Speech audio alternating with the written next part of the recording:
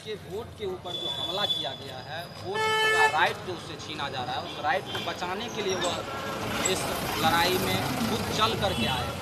तो यह जन आंदोलन का स्वरूप है।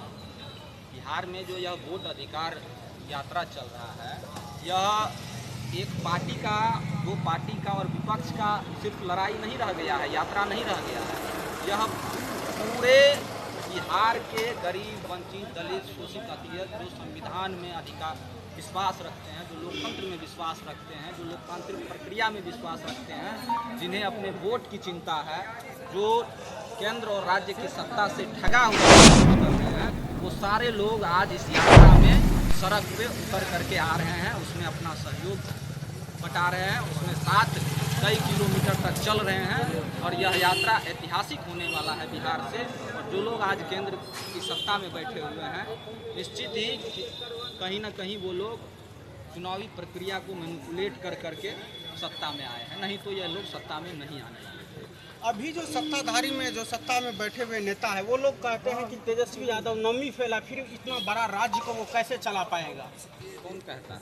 संविधान में कहीं लिखा हुआ है क्या जो PhD होल्डर ही होना चाहिए मुख्यमंत्री बनने के लिए? ऐसा तो नहीं लिखा है, लेकिन जो अभी नेता हैं वर्तमान, वो लोग ऐसा उसके पार्टी के कार्यकर्ता लोग कह रहे हैं। नरेंद्र मोदी का सर्टिफिकेट है किस क्लास में, कहाँ, किस कॉलेज, यूनिवर्सिटी में पढ़ के आए हैं?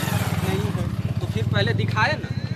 और नरेंद्र मोदी और तेजस्वी यादव को बैठा दीजिए किसी टॉपिक पे, इंग्लिश में ही डिबेट कर ले नरेंद्र मोदी। टेलीप्रॉम्प्टर से जाकर के देश दुनिया में जाकर के भाषण देते हैं, और जब टेलीप्रॉम्प्टर बंद हो जाता है तब नरेंद्र मोदी का मुंह बंद हो जाता है। लेकिन दुनिया के किसी भी मंच पे तेजस्वी यादव को लेकर के जाइए,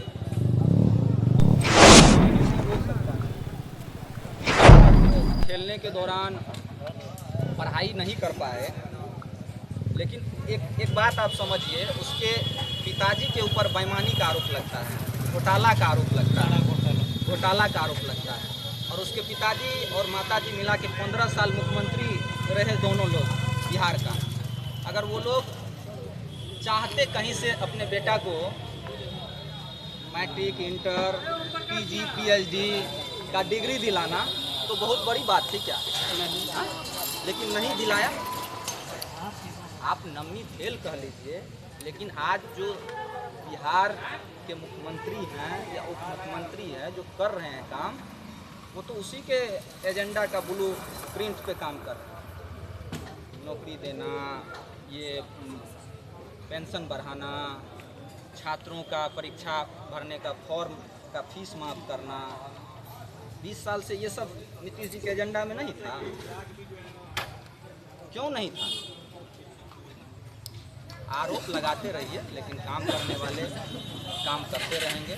और हम लोग, कोई भी हो, जो संवैधानिक लोकतांत्रिक प्रक्रिया में विश्वास रखने वाले लोग हैं, सामाजिक न्याय में विश्वास रखने वाले लोग हैं, धर्मनिरपेक्षता में विश्वास रखने वाले हैं, नफरत के खिलाफ जो लोग राजनीति करने वाले हैं, उनके साथ छात्र युवाओं को रहना चाहिए। जो पढ़े लिखे लोग हैं, जो सामाजिक समरसता में विश्वास रखते हैं, ऐसे लोगों से ही यह समाज बचेगा, लोकतांत्रिक प्रक्रिया बचेगी। लोकतांत्रिक मूल्य और जो मर्यादा है, जिसके आने से देश की आज़ादी के बाद देश के लोगों के अंदर जो एक उम्मीद जगी, बहुत जो हाशिए के लोग थे, रिजर्वेशन के माध्यम से, चाहे SC/ST का रिजर्वेशन हो या पिछड़ों का रिजर्वेशन हो मंडल कमीशन के माध्यम से, जिसको ये लोग सभी लोग ख़त्म करने पे आमादा हैं, तो उसके खिलाफ जो लोग लड़ाई लड़ रहे हैं, हम लोग उसके साथ हैं। चलिए, बहुत बहुत धन्यवाद आप अपना बहुमूल्य समय देने के लिए। धन्यवाद। आप अपना शुभ नाम बताएंगे? मेरा नाम देवीलाल कुमार है। अच्छा, आज आप सुपौल की पावन धरती पर इस रैली में आप भी शामिल हो, क्या कुछ आप लोगों का मांग ये था? हम लोगों का मांग यही था, जो सुपौल में कृषि विद्यालय जल्द ही तो खोलना चाहिए, लेकिन सत्ता में जो लोग हैं उसको भी हम लोग अल्टीमेटम दे चुके हैं, मगर अभी तक जो है कोई उस पर एक्शन नहीं हुआ। जब हर एक ज़िला में कृषि कॉलेज है, तो सुपौल में भी कृषि कॉलेज होना चाहिए। हम लोग का यही मांग, हम लोग करीब 2 साल से मांग कर रहे थे। BSS कॉलेज में भी मीटिंग किए थे, यहाँ से भी हर एक जगह से लड़का भी आए हुए थे, तो बातचीत हुआ था, तो आवेदन भी दिए थे, DM साहब कुछ करने थे, मगर कोई इस पर जो एक्शन नहीं लिया गया। चलिए, बहुत बहुत धन्यवाद। आप सर अपना शुभ नाम बताएंगे? मेरा नाम D.A. कुमार हुआ और मैं कोसी से आता हूँ। कोसी क्षेत्र का जो दर्द है वो कोसी क्षेत्र के लोग ही जानते हैं। हम यहाँ लोगों का माहौल देखने आए थे, नेताओं का भाषण सुनने आए थे, लेकिन इस तरह की कोई बात देखी नहीं। हमारी जो समस्या है उस पर आज तक कोई बात करते नहीं, चाहे सत्ता पक्ष के हो या विपक्ष हो।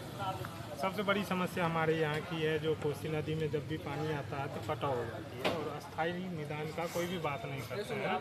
हम जो भी कोसी क्षेत्र के लोग हैं उन लोगों से यही अपील करेंगे, किसी का भी नहीं सुनना है, न भाषण सुनना है, न किसी के वादे सुनने हैं, बस एक ही नारा है, वोट बहिष्कार। वोट बहिष्कार।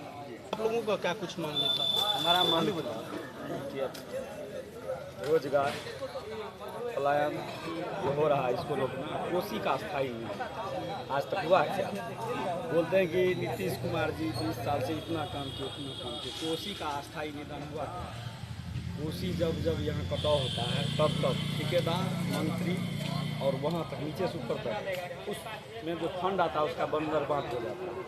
कोसी के लोग कब तक दर्द झेलेंगे? उसका अस्थायी निदान कब? वो लोग जमीनी मुद्दा पर नहीं आते हैं कि यहाँ के लोगों को क्या कुछ किस तरह से जीवन यापन करें, वो चीज़ जमीनी मुद्दा पर नहीं आके देखते, इसलिए वो ऐसा करते हैं। हाँ। और यहाँ की जो जनताएं हैं जो जिस दर दर भटक रहे हैं और वो दर दर की ठोकरें खाकर इधर उधर का कई लोग की उसमें जान भी जोखिम में चल जाता है। अब देखिए यहाँ SIR था उधर, इधर तो बाढ़ था अंदर बांध के भीतर, तो जो लोग बाहर रहते हैं जिसका घर कट गया, जो हर जिंदगी कमा के घर बनाया घर कट गया, वो बाहर चले गए।